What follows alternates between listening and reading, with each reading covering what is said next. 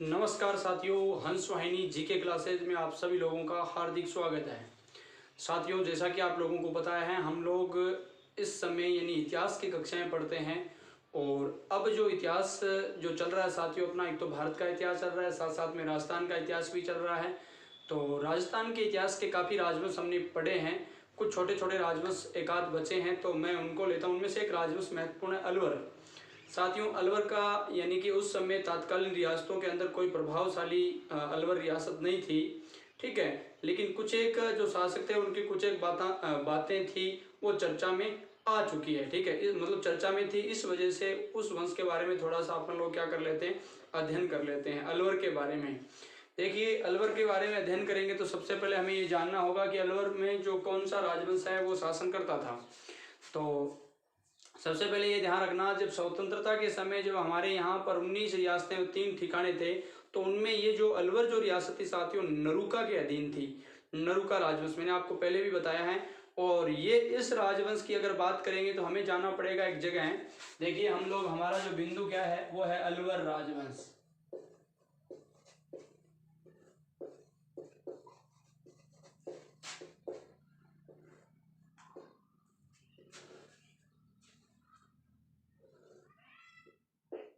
अलवर राजवंश की अगर अपन बात करें साथियों, तो इसमें हमें सबसे पहले ये देखना पड़ेगा कि आया कहाँ से था।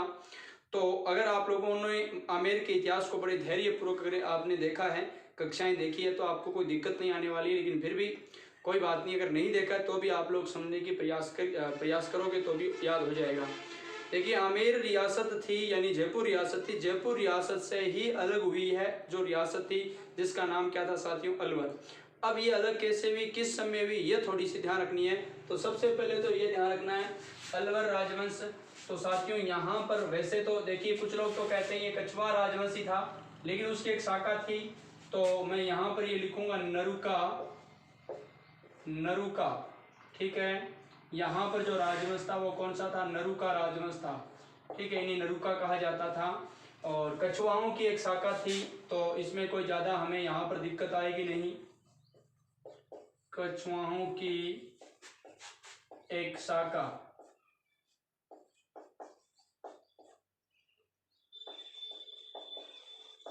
ठीक है। अब जैसे ही अलवर राजवंश की अपन बात कर रहे हैं, अलवर रियासत का इतिहास पढ़ रहे हैं एक तरीके से, ठीक है। तो अलवर राजवंश की जो रियासत थी, तो रियासत तो आप सब लोग जान रहे हो, ये रियासत थी अलवर। बस इसके आसपास ही है, और इसकी राजधानी भी अलवर। राजधानी भी क्या है साथियों, अलवर है, ठीक है। अभी तक ये बात नहीं आई, बात आई है कि अलवर रियासत की जो स्थापना कब हुई, ठीक है। अपन अलवर रियासत के बारे में तो पढ़ रहे हैं, अलवर राजवंश के बारे में तो पढ़ रहे हैं कि अलवर राजवंश यानी अलवर रियासत, इसकी स्थापना कब हुई, कहां से हुई। तो ये आप लोगों को जाना होगा किसके, जयपुर के इतिहास में।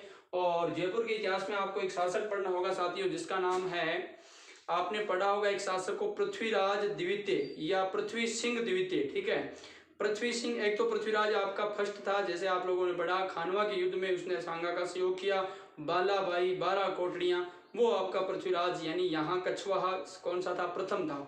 तो अब एक पृथ्वीराज यहाँ पर आता है सेकंड, ठीक है, ध्यान रखना।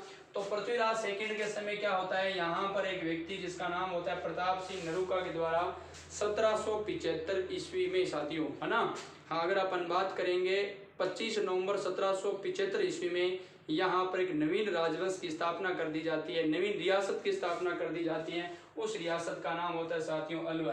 तो मैं यह लिख रहा हूं, अलवर रियासत की स्थापना। जैसे ही आप इसकी स्थापना पढ़ोगे तो एक शासक की कहानी भी पूरी हो जाएगी। बहुत ज्यादा इनके बारे में मैंने आपको कहा कोई जानकारियां नहीं मिलती। अलवर रियासत की स्थापना की बात करोगे तो आप लोगों को याद रखना है, आप लोगों को अगर ये पता है कि मतलब जयपुर की स्थापना कब हुई, कमेंट में साथियों लिखिएगा आप लोग। थोड़ी देर बाद में चेक करूंगा तो कमेंट टाइमिंग के हिसाब से पता मुझे चल जाएगा कि कौन विद्यार्थी कब उत्तर दे रहा है। तो देखिए, रियासत की स्थापना की बात करेंगे, यानी जयपुर की स्थापना आप सभी लोग जानते हो, वो भी नवंबर में ही होती है। और नवंबर में होती है, और कब होती है ये आप लोग मुझे बताइएगा। देखिए 25, ये तो मैंने आप लोगों को बता दिया, 25 नवंबर 1775 ईस्वी को ये क्या होती है, इसकी स्थापना। 25 नवंबर 1775 ईस्वी को एक जागीर होती है, जिस जागीर का नाम है माचेड़ी। माचेड़ी के जागीरदार प्रताप सिंह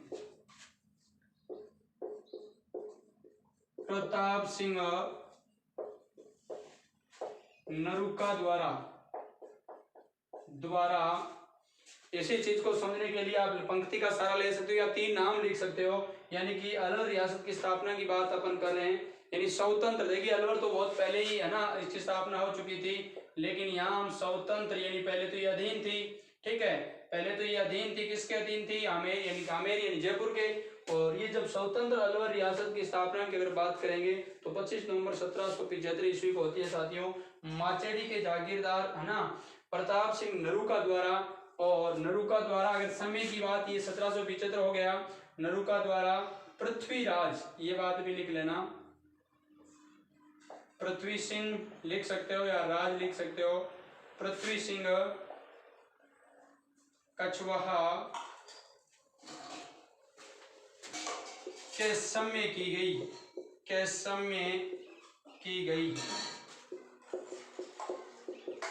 अब क्या होता है कि ये जो पृथ्वी सिंह कछुआ होते हैं 5 वर्ष के होते हैं, बालक होते हैं, छोटे ही।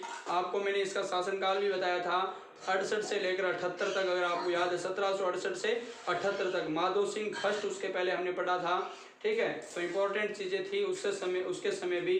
माधो सिंह फर्स्ट के समय भी ये जो प्रताप सिंह नरूका था इनके साथ था, किसके, आमेर के साथ था, और सहयोग वगैरह भी किया करता था, कुछ युद्धों में भी सहायता आना ये देता था। कौन, यानी कि प्रताप सिंह नरूका, किसको, यानी कि ये देता था सहयोग, किसको, आमेर को, ठीक है। लेकिन जब इसे ऐसा लगा कि ये लोग बिल्कुल अयोग्य हैं, कमजोर शासन तंत्र है, जैसे पृथ्वी सिंह कछुआ बहुत ही छोटे बालक है, ये राज्य कर रहे हैं, तो ये मौका पाकर के इसने क्या कर लिया, अलवर रियासत की स्वतंत्र रूप से क्या कर दी साथियों, स्थापना कर दी। ये बात आपने आमेर के इतिहास में भी यहाँ तक की बात तो आपने पढ़ी है। और जैसे ही ये क्या बना, अलग यानी अलवर रियासत की स्थापना इसने की, तो इस अलवर रियासत का प्रथम जो राजा है, अगर आपसे कोई पूछ ले अलवर का प्रथम शासक, तो प्रथम शासक बताने की क्या आवश्यकता बची है, प्रथम शासक ये आपका यही है, जिसका नाम क्या है साथियों, प्रताप सिंह नरूका है, ठीक है, ये प्रथम शासक थे। और ये प्रताप सिंह नरूका को यानी कि मुगल शासक शाह आलम द्वारा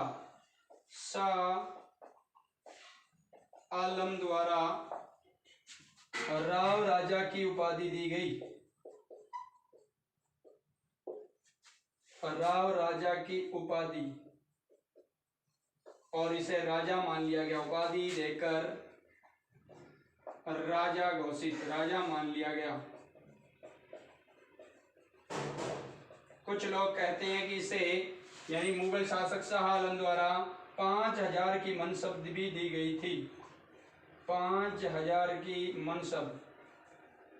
मनसब भी प्रदान किया गया था। तो ये थे प्रताप सिंह नरूका, बहुत ही इंपॉर्टेंट है। इन्हीं के द्वारा अलवर को स्वतंत्र रियासत की स्थापना, अलवर को स्वतंत्र रियासत के रूप में इन्होंने क्या कर दी, स्थापना कर दी। तो बहुत ही इंपॉर्टेंट बात है, आप लोगों को याद करना है।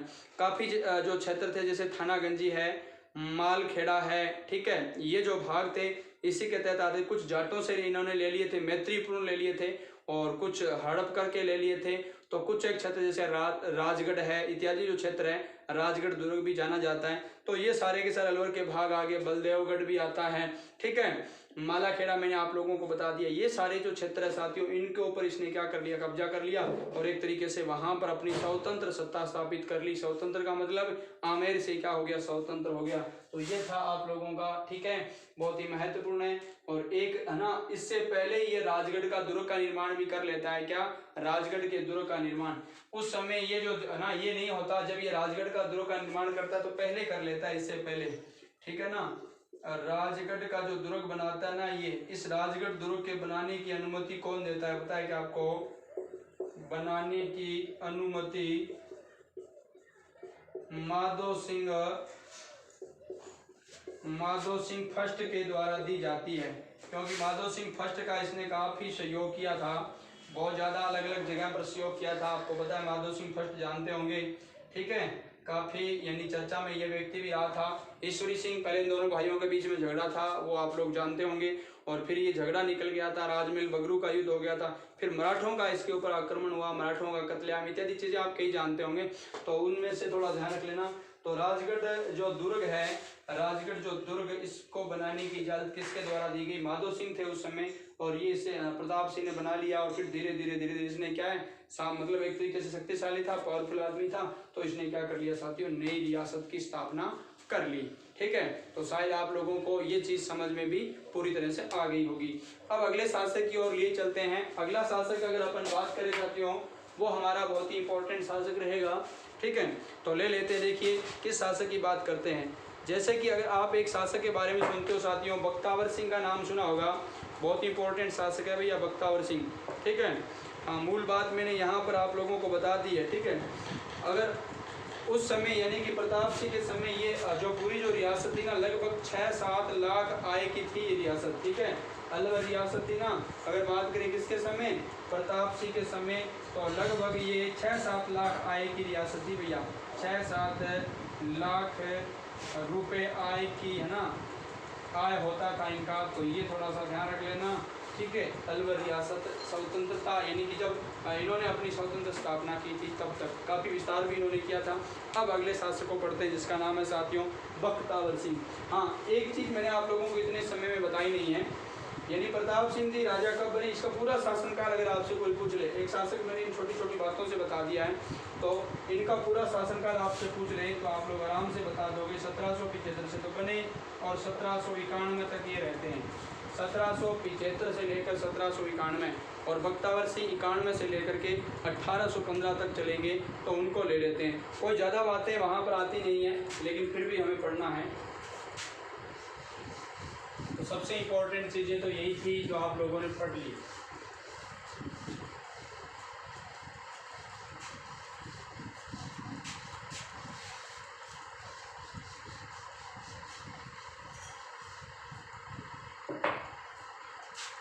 बख्तावर सिंह, जैसा कि मैंने आप लोगों को अभी अभी इसके शासनकाल के बारे में मैंने अभी अभी चर्चा की है और आप लोगों को बता भी दिया है। 1791 ईस्वी से लेकर के अगर अपन बात करें 1818 ईस्वी तक।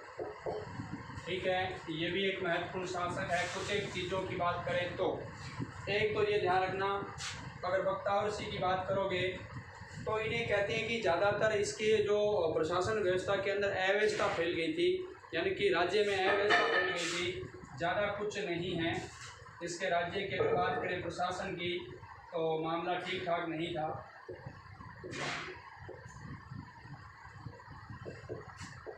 ठीक है, एक तरीके से प्रशासन अस्थिर सा हो गया था, कोई ज़्यादा ये योग्य व्यक्ति नहीं था बख्तावर सिंह। ठीक है, और 1805 की अगर बात करोगे, 1803 की, तो 1803 ईस्वी में इसने, आप लोगों को पता है, अनाक्रमण या इसे कहते हैं रक्षात्मक, वह लिख सकते हो, रक्षात्मक संधि की। किससे भाई? रक्षात्मक संधि अंग्रेजों से की भाई इसने, अंग्रेजों से की। और ये बात इससे संबंधित है, बख्तावर सिंह से संबंधित है। एक बात याद करना, बख्तावर सिंह से संबंधित है। बख्तावर सिंह की अगर अपन बात करेंगे साथियों, तो इसकी एक रानी, एक पासवान थी, कहते हैं कि पासवान ही है ये, पासवान, और उस पासवान का नाम है मूसी रानी, मूसी महारानी। महारानी का दर्जा उसको मिल गया था बाद में। ठीक है, पासवान मूसी महारानी। ठीक है, तो अभी अपन बात कर रहे हैं यही बख्तावर सिंह की। बख्तावर सिंह की मैं आप लोगों को बता रहा हूँ, एक पासवान थी जिसका नाम था मूसी महारानी। अब प्रश्न आता है मूसी महारानी की छतरी कहाँ पर है? अलवर में। ये बात बता देते हैं, और ये भी बता देते हैं कि मूसी महारानी की छतरी का निर्माण किसने करवाया। तो ध्यान रखना बहुत इंपॉर्टेंट बात है। मूसी महारानी की छतरी का निर्माण बख्तावर सिंह ने नहीं करवाया। ठीक है, बख्तावर सिंह और मुंशी महारानी दोनों की याद में एक शासक आते हैं आगे, अभी अभी बात करने वाले हम विनय सिंह। तो विनय सिंह के द्वारा इस छतरी का क्या करवाया जाता है साथियों, निर्माण करवाया जाता है। ठीक है, तो 2-3 इंपॉर्टेंट बातें थी जो मैंने आप लोगों को बता दी। ठीक है, एक और इम्पोर्टेंट ध्यान रखना, ये जो बख्तावर सिंह है शगुन लीला नाम से काव्य रचना करते थे। किससे साथियों, शगुन लीला नाम से काव्य रचना। ठीक है, किस नाम से, शगुन लीला नाम से, शगुन लीला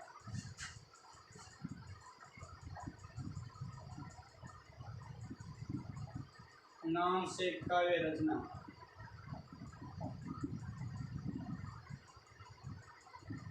शगुन लीला नाम से ये काव्य रचना करते थे, तो ये ध्यान रखना भैया। और ऐसे ही जयपुर के महाराणा थे, ब्रजनिधि नाम से रचना रचते थे। आपको दिमाग में फटाफट आ गया होगा, प्रताप सिंह का नाम बहुत जल्दी आ रहा होगा। ठीक है, जयपुर के कछुआ शासक थे प्रताप सिंह, नहीं कि प्रताप सिंह नेहरू का भी हम पढ़ रहे वो है। ठीक है, तो बख्तावर सिंह 1791 से 1818, प्रशासन में व्यवस्था स्थिर, ज़्यादा कोई मदद था नहीं। 1803 ईस्वी में नागपुरों ने रक्षात्मक संधि अंग्रेजों से इसने कर ली। पासवान का नाम था मुंशी महारानी, मुंशी महारानी पासवान थी और इसको इसने बना लिया। हालांकि कहते हैं कि इसके बाद अगला जो उत्तराधिकारी है वो भी दो आते हैं, विनय सिंह, एक बलदेव सिंह नामक व्यक्ति का भी उल्लेख मिलता है कि वो इन दोनों, ये इसका पुत्र होता है बलदेव सिंह मुंशी महारानी का। दोनों को अंग्रेज संयुक्त रूप से क्या कर देते हैं, कहते हैं बिठा देते हैं गद्दी पर। तो इसी इतिहास में कहते हैं कि ऐसा कोई उदाहरण मिलता है, कोई पासवान का जो पुत्र है वो क्या बन जाता है, राजा बन जाता है। तो वो अलवर रियासत में ऐसी बात उल्लेख मिलती है। ठीक है, लेकिन आपको इसमें कोई ज़्यादा ध्यान नहीं देना, यहाँ ध्यान रखना पासवान तो मुंशी महारानी थी। तो ये बात थी किसके साथियों, बख्तावर सिंह के बारे में। अब मैं आपको आगे ले जाता हूँ, शासन के बारे में बात कर ली है, छतरी के बारे में हम थोड़ा आगे पढ़ने वाले हैं। अगला शासक लेकर आ रहा हूँ मैं साथियों, यानी आपका विनय सिंह। ठीक है, 2 नंबर शासक ले लेते हैं हम लोग, विनय सिंह।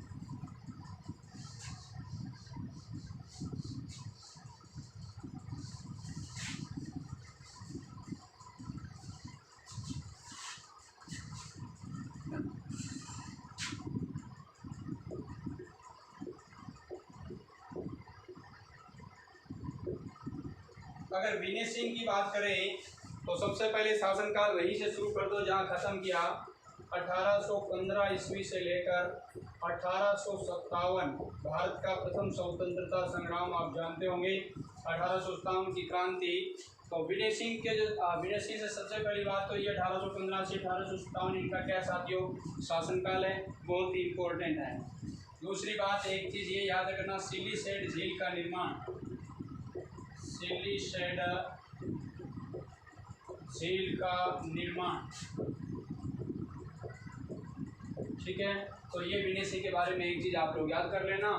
और दूसरी चीज़ मैंने आप लोगों को बता दी है, मुंशी महारानी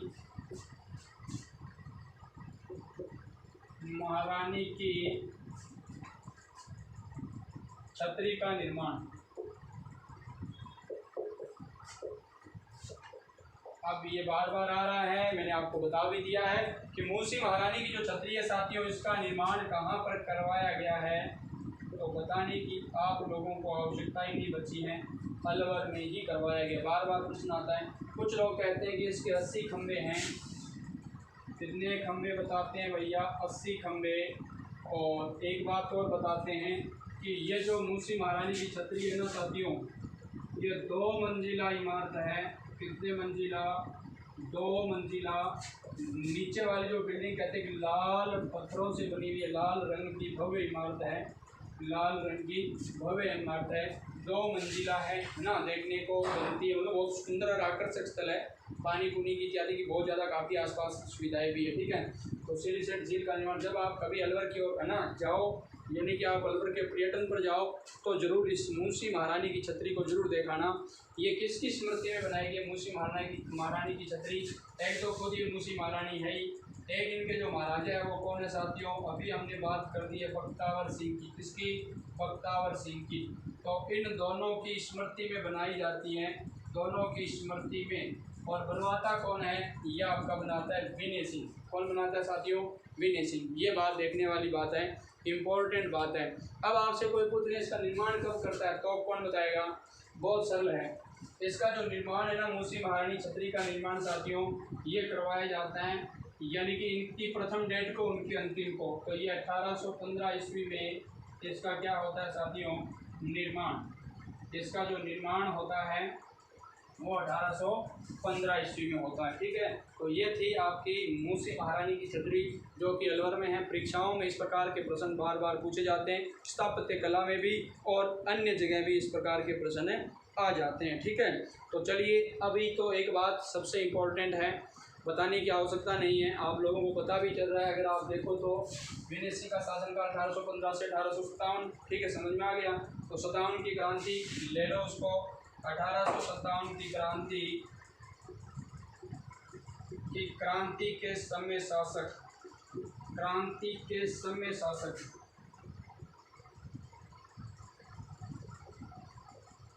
1857 की क्रांति के समय शासक है। और साथियों ये क्या करता है व्यक्ति, अंग्रेजों का सहयोग, अंग्रेजों का सहयोग, ये बात ध्यान रखना भैया, अंग्रेजों का ये क्या करता है, सहयोग करता है। कौन, वेनेसी। ठीक है, तो 1857 की क्रांति के समय शासक, अंग्रेजों का क्या कर दिया, इसने सहयोग कर दिया। तो इतनी चीज़ें आप लोग वेनेसी के बारे में फटाफट याद कर सकते हो। सिलीसेट झील का निर्माण, मूसी महारानी की छतरी का निर्माण किसकी स्मृति में, बख्तावर और मूसी महारानी की स्मृति में। और अलवर के अंदर है 2 मंजिला लाल रंग 80 खंबे, 1815 ईस्वी में इसका निर्माण करवाया जाता है।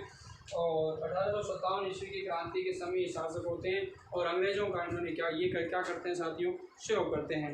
लीजिए आगे बढ़ जाते हैं साथियों एक अगले और शासक के बारे में जो कि और महत्वपूर्ण है। केवल नाम ही महत्वपूर्ण, उनका शासनकाल महत्वपूर्ण है, बाकी कुछ है नहीं। अब आखिरकार 2 और शासक हैं जिनके बारे में 2 तथ्य हैं। बहुत छोटा सा राजवंश आपका, बहुत छोटा सा राजवंश है, लेकिन चीज़ें जाननी जरूरी है।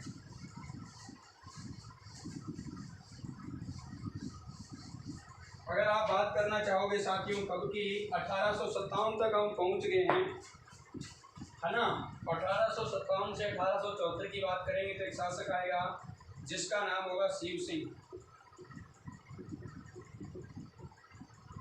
ठीक है साथियों, शिव सिंह की बात करेंगे। मैंने कहा है 1857 से लेकर के ये व्यक्ति रहते हैं 1874 तक, और कुछ भी जानकारी नहीं है। मैं केवल आपको इतना ही बता सकता हूँ इनके बारे में।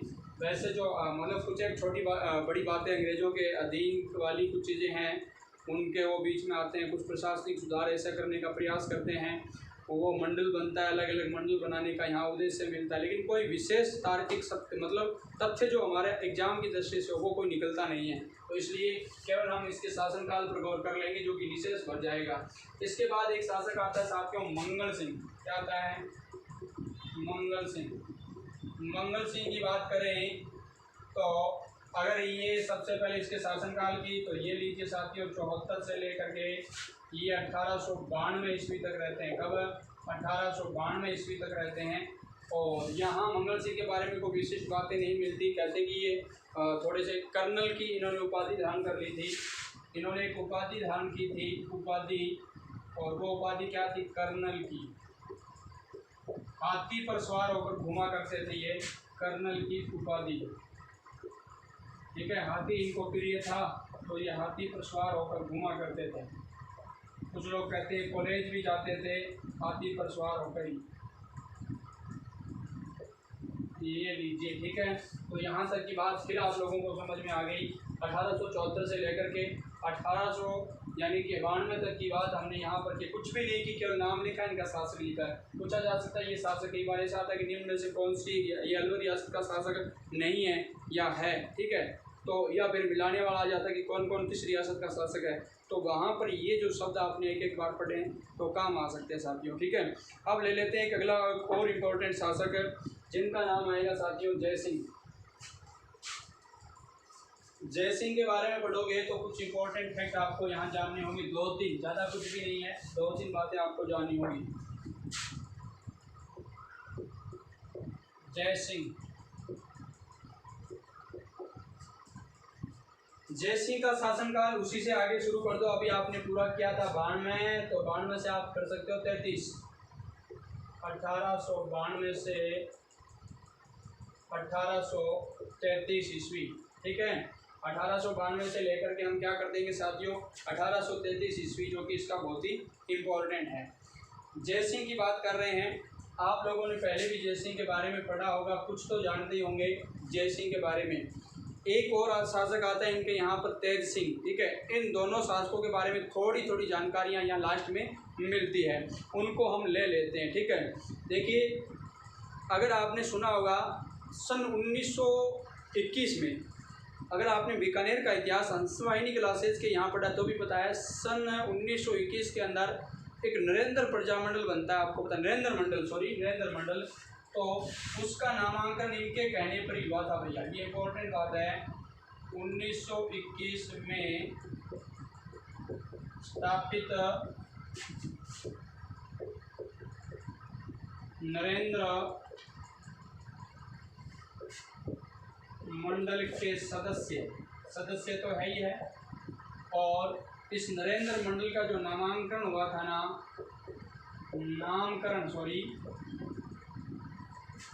ये नामकरण भी इन्हीं ने किया था, ठीक है। किसने, यानी कि अपन बात करेंगे साथियों किसके बारे में, जय सिंह के बारे में। किसके बारे में, जय सिंह के बारे में।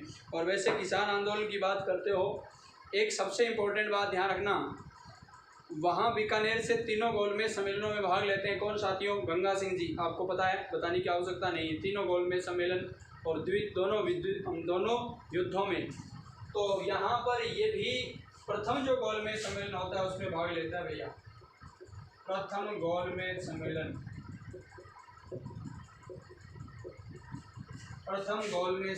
में भाग।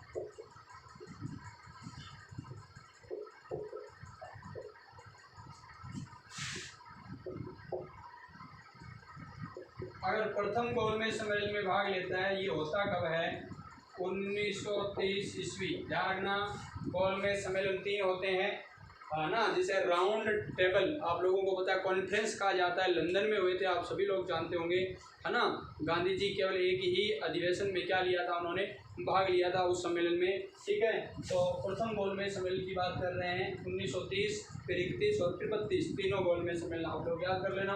इंडियन हिस्ट्री में भी हम लोग इन चीज़ों को पढ़ने वाले हैं, पॉलिटी हिस्ट्री दोनों में। तो प्रथम गोलमेज सम्मेलन की बात हम लोग कर रहे हैं यहाँ, राउंड टेबल, ना।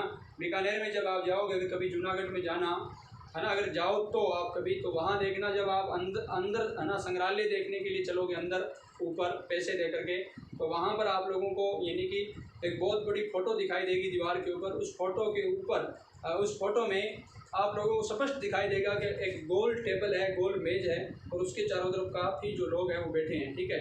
तो वही था राउंड टेबल, ठीक है। हम बार बार इसको पढ़ते हैं, गोल मेज क्या है, ये गोल मेज क्या है, वास्तव में वो गोल मेज ही होती है एक तरीके की, और उसके चारों तरफ काफ़ी लोग बैठे रहते हैं, तो ये गोलमेज सम्मेलन होता है। आपको पता है किया किस लिए गया था, ये तो गहरी बात सारी आगे की है, ठीक है। तो भारतीयों का प्रतिनिधित्व के लिए अंग्रेज जो कर रहे थे, अलग अलग नीतियाँ वो लागू कर रहे थे, तो अलग अलग, है ना, भारतीयों को शामिल कर रहे कि क्या करें क्या नहीं, इत्यादि काफ़ी चीज़ें हैं।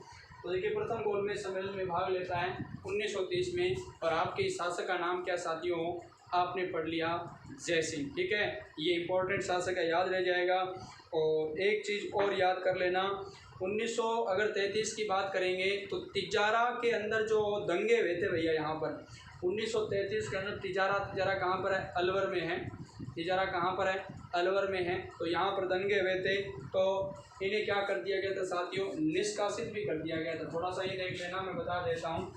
यहाँ पर क्या हुआ, 1933 ईस्वी में तिजारा, और तिजारा कहाँ पर है बताने की आवश्यकता नहीं है, अलवर, यहाँ पर हुए दंगे, सांप्रदायिक दंगे हो गए थे।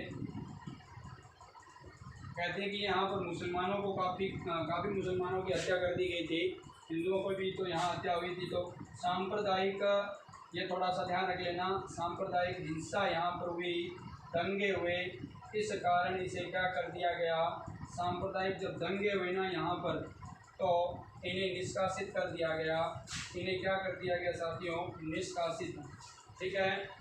और निष्कासित, और ये चले गए कहाँ पर, निष्कासित, और ये कहाँ चले गए, पेरिस। और पेरिस आप लोग जानते होंगे साथियों, पेरिस कहाँ पर है, फ्रांस की राजधानी है, सीन नदी के किनारे। तो ये लीजिए पेरिस, फ्रांस, ठीक है। तो 1933 तिजारा, अलवर, सांप्रदायिक दंगे, निष्कासित, और ये इसे यहाँ से राज्य से निष्कासित कर दिया गया, अलवर से, ठीक है। तो ये कहाँ पर चले गए, पेरिस फ्रांस। बात समझ में आ गई होगी आप लोगों को। इतनी बातें आप लोगों को याद रखनी है, बाकी इनके बारे में कोई इम्पोर्टेंट तथ्य हमारे पास बचता नहीं है। तो ये हो गया आपके अलवर के महाराजा कौन से साथियों, जय सिंह। अब लास्ट महाराजा बचे हैं 1833 से लेकर के 1800। अपन लोग बात कर रहे हैं, देखिए एक चीज़ थोड़ा सा सही कर लेना, इसको थोड़ा सा सही कर लेना। 1892 कर रहे हैं ना, तो 1900 तो हो जाएगा, इसमें स्वाभाविक सी बात है, कॉमन मतलब साइंस की बात है, आप समझ चुके होंगे, गलत त्रुटि हुई है, ठीक है। तो 1892 से 1933 तक पहुंच गए, तो आप 33 से वापस ले आओ इस काल को, ठीक है। आगे आगे ले चलते हैं, 33 से कब, यानी कि जब आप लोगों को पता है अलवर रियासत का विलय हो जाता है, किसमें, राजस्थान मत्स्य संघ में। मत्स्य संघ बनता है सबसे पहले। तो एकीकरण का पहला चरण आप जानते हो, बताने की क्या आवश्यकता है, इतने समझदार लोग हो। एकीकरण को हम आगे करने वाले हैं, ऑफलाइन एकीकरण को भी करने वाले हैं साथियों, ऑनलाइन, ठीक है। ऑफलाइन कक्षाएं जब भी चलेगी तो ऑफलाइन हम आ जाएंगे मैदान में, लेकिन तब तक तो हमें यहाँ रहना ही है। तो अब अगला शासक है, लास्ट शासक है साथियों, बहुत ही इंपॉर्टेंट है, तेज सिंह। ये एक अलग ही अनूठे ही प्रकार के व्यक्ति थे तेज सिंह, ठीक है। बहुत ही महत्वपूर्ण व्यक्ति है तेज सिंह। और जय सिंह जी भी काफ़ी, मैंने आप लोगों को बता दिया है, अलग अलग प्रकार की कहानियाँ भी उनकी मिलती हैं। और माउंट आबू में उन दिनों कहते हैं कि अंग्रेज़ों की बार बार मीटिंग हुआ करती थी, काफ़ी राजा महाराजा वहाँ पर इकट्ठे भी होते थे, तो इनके लिए जाते थे। तो इन अलवर रियासत के लिए एक छोटी सी है ना कुर्सी, मतलब एक अलग प्रकार की, किसी के पास सोने चांदी की, धातु की इत्यादि की कुर्सियाँ, देखो ये भी होता था, तो उनका वो वहाँ पर प्रयोग किया करते थे, ठीक है। मतलब थोड़ा थोड़ा उसमें लगा होता था वो उसी प्रकार से। तो इनके लिए छोटा सा सिंहासन रखा होता था। तो ये एक तरीके से उस चीज़ से परेशान आ गए, तो ये क्या करते थे, जब बाज़ार लगता था तो उस बाज़ार के अंदर साथियों क्या करते थे, ये भी इम्पोर्टेंट बात है। तो जैसे मान लो वो वहाँ राजा महाराजाओं का डेरा डलता था, तो काफ़ी सारी सुविधाएं इकट्ठी करनी, और मतलब दुकानदार इत्यादि काफ़ी सुविधाएं वहाँ पर करते थे। तो ये पहले जाते थे, जाकर के क्या वो सारा सामान खरीद लेते थे, ठीक है। और ख़रीद कर क्या करते थे, ये भी ध्यान रखना, खरीद करके सारा सामान अलवर कोठी में रख लेते थे, ठीक है। मतलब वहाँ पर जा कर के अलवर कोठी में। तो अब जैसे ही राजा महाराजा को अन्य कोई चीज़ चाहिए कि वो कहाँ पर है, तो ये कहते थे कि आइए अलवर कोठी में, वहाँ पर सारी सुविधाएं, ठीक है, वहाँ पर सारी सुविधाएं, तो उनको वहाँ आना पड़ता था। कहने का मतलब ये कुछ किस्से चलते हैं, ठीक है। तो लेकिन हमें इन किस्सों पर कम ध्यान दे करके सीधा बिंदु पर आ जाना है। 1933-48 वाली बात मैंने बता दी आप लोगों को, 1933-48 वाली बात बता दी है। अब सिर्फ दो बातें याद करनी है, 1933 से लेकर के 1948 ये इनका शासनकाल है। मेन बात यह है कि महात्मा गांधी की हत्या का आरोप, हत्या की साजिश का आरोप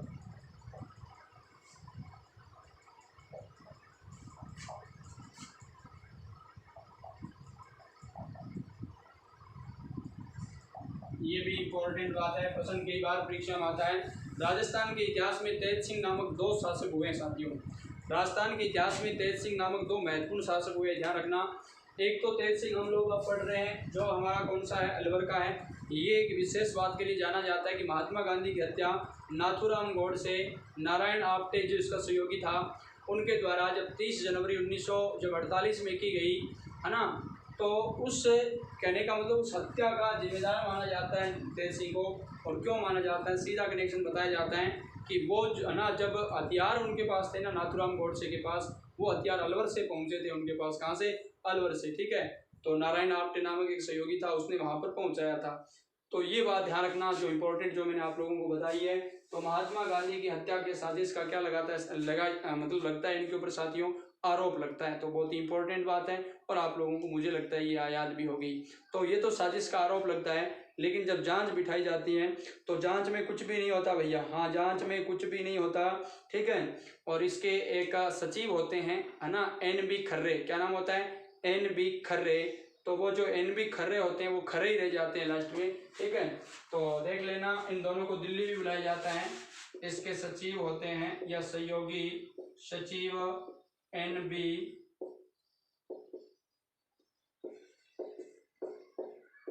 खर्रे, इन दोनों को NB खर्रे प्लस तेज सिंह,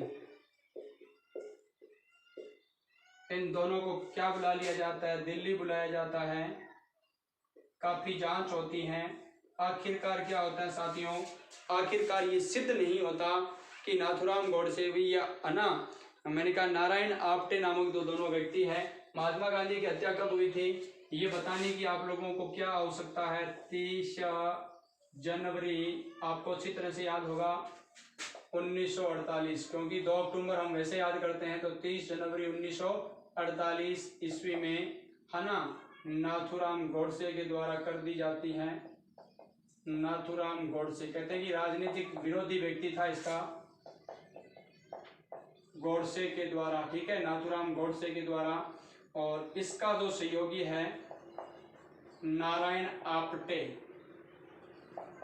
आज मैंने आप लोग इतने नाथूराम गोडसे के साथ एक व्यक्ति और जोड़ रहा हूं, नारायण आप्टे, ठीक है, ध्यान रखना भैया। ये इसने कहते हैं कि ये इसका सबसे ज्यादा सहयोगी था। हथियार वगैरह इसने उपलब्ध करवाए थे। कहते हैं ये अलवर से लेकर गया था हथियार। कहाँ से लेकर गया था? अलवर से लेकर गया था। तो ये महत्वपूर्ण बात आप लोग ध्यान रखना। और महात्मा गांधी की हत्या की साजिश का आरोप इसके ऊपर लगा। और इनकी इनकी क्या हुई साथियों, जांच हुई। और जांच के अंदर ये सिद्ध नहीं हो सका कि नाथूराम गोडसे और नारायण आप्टे के अलवर कभी आए थे क्या या नहीं आए थे, ये कोई सिद्ध नहीं हो सका। तो यानी कि दोष सिद्ध नहीं, दोष या आरोप क्या नहीं, सिद्ध नहीं। तो इन्हें क्या कर दिया गया, दोष मुक्त, ठीक है, ये लीजिए, क्योंकि इन्होंने दोष किया ही नहीं था। अब किया या नहीं किया था ये तो देखो बहुत सारी चीजें होती हैं, जांचों में गड़बड़ी हो जाती है, आपको पता होगा, है ना। अगर हम पढ़ते हैं सागरमल गोपा की बात करते हैं तो उस समय वहां पर भी क्या हुआ था, सागरमल गोपा को जिंदा जलाया गया था। लेकिन जो सरकार की जो रिपोर्ट थी, वहां के समिति की जो रिपोर्ट थी, वो तो यही कह रही थी कि उन्होंने आत्महत्या कर लिया। तो हो सकता है ये बातें कहीं ना कहीं सही हो या गलत हो, जो भी है किसी राजनीतिक विचारधारा के तहत महात्मा गांधी जी की क्या कर दी गई, हत्या कर दी गई। वो देखो हम घूम रहे हैं। और एक चीज मैं बता देता हूँ, जो व्यक्ति जितना ज्यादा शक्तिशाली होगा, पावरफुल होगा, धीरे धीरे ऊपर बढ़ेगा, तरक्की करेगा, वैसे वैसे उसके शत्रुओं की संख्या क्या हो जाएगी, ज्यादा बढ़ती जाएगी। ये ध्यान रखना। लेकिन ये चिंता करने वाली कोई बात नहीं है इसमें। चिंता ये सभी के साथ ऐसा होता है, सभी के साथ ऐसा होता है। अब आप ये डर जाओगे कि अभी तो हम भी आगे नहीं बढ़े और यहीं पर, ऐसा नहीं है साथियों, ऐसा नहीं है। शत्रु कुछ भी नहीं कर सकते जब हमारा सब कुछ मामला ठीक हो, हमारे हौसले बुलंद हो। तो मेरे कहने का तात्पर्य ये हुआ कि हमें भी आगे बढ़ना है। तहसीन 1933 से 48 की बात हमने की। महात्मा गांधी की हत्या की साजिश का आरोप सचिव NB खर्रे, तहसीन दोनों को दिल्ली बुलाया गया, जांच की गई, दोष सिद्ध कर दिया गया, दोष सिद्ध नहीं हुआ और इन्हें दोष मुक्त कर दिया गया। लास्ट बात जो मैं बता रहा हूँ साथियों, तेज सिंह एकीकरण के समय शासक थे, राजस्थान का एकीकरण के समय शासक पूछा जाएगा आपको, तो आप आराम से बता दोगे। बताने की आवश्यकता क्या होगी, जो तेज होगा वही क्या होगा, एकीकरण में शामिल होगा। तो तेज सिंह, है ना, एकीकरण के समय शासक। और आपको पता है सबसे पहले मत्स्य संघ बनता है। क्या बनता है साथियों, मत्स्य संघ। और मत्स्य संघ में मत्स्य संघ बनता है, आपको पता है मत्स्य संघ बनता है।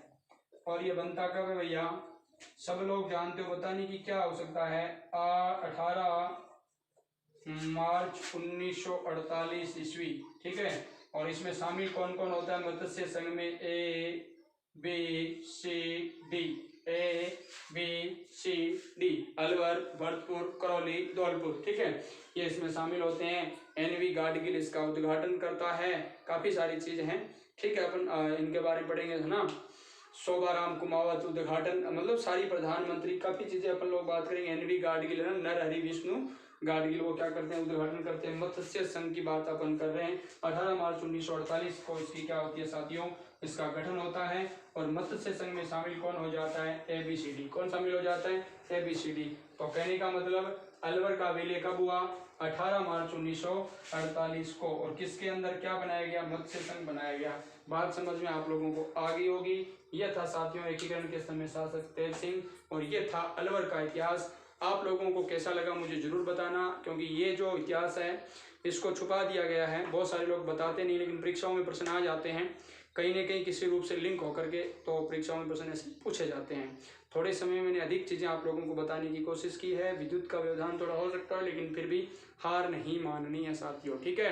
तो आपको ये कक्षा कैसी लगी, इसके प्रति आप लोग टिप्पणी दीजिए। और आप अपनी प्रतिक्रिया दीजिए ताकि मैं आप लोगों के लिए और बेहतर से बेहतर कक्षा लेकर आ सकूँ साथियों। और हाँ, जो भी विद्यार्थी देखे कमेंट जरूर करना, ये आप लोगों की पहली शर्त रहती है, बिना कमेंट नहीं निकलना साथियों, ठीक है।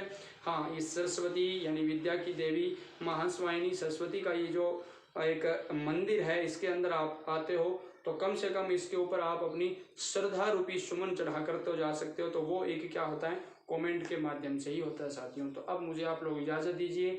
जय हिंद, जय भारत साथियों, जय हिंद की सेना, वंदे मातरम।